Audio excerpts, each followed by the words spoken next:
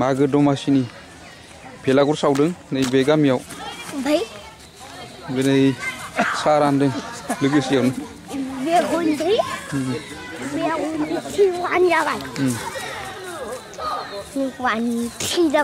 साहा लोंदों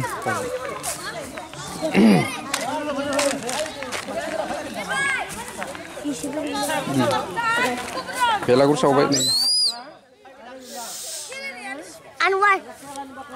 दंबावो आरो नै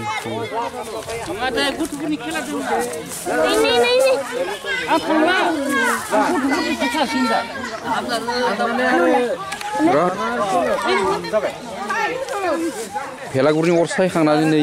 साहा रानदों बाजैमोना फिथा जादों फिथाया मा मा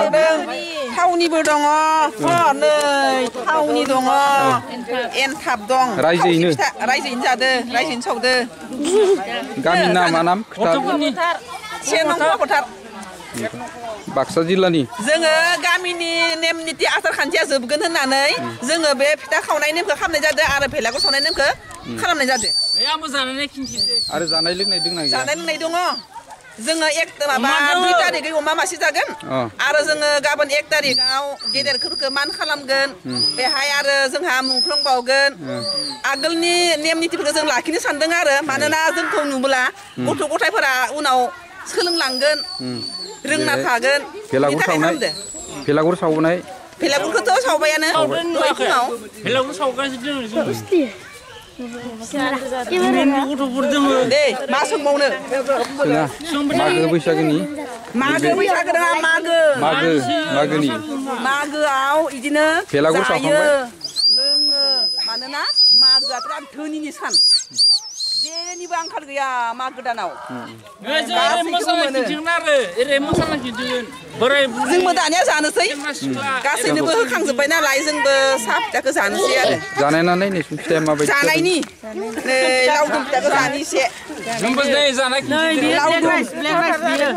गोसोम माइरं नै गोबां जाबावगोनब्रा नै बेनो गोसोम माइरंनि फिथाया आरो सिथावाबो दं नै सिथावाबो गोसोम माइरंनि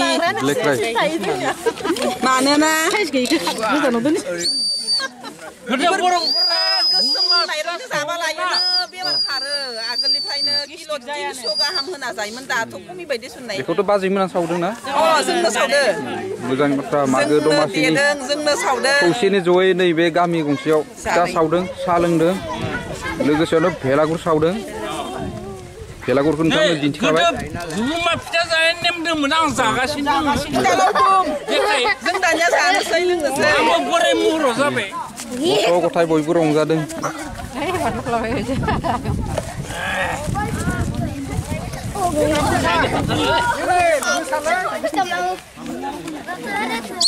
मागो दाननि भेलागुर सावदों अर सायदों नैबे गामियाव गान्दियाव दै हुलानाय आगैमोन ददेरे खानाय बाना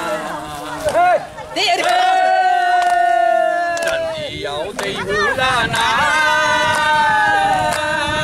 आगैमोन ददेरे खानाय बाना थिं सान्दुङाव दै हुलानाय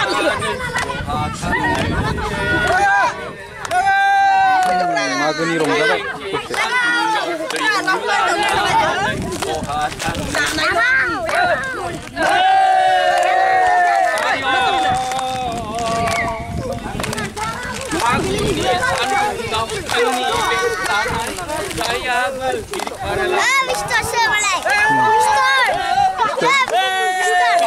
पिस्तल मोनदों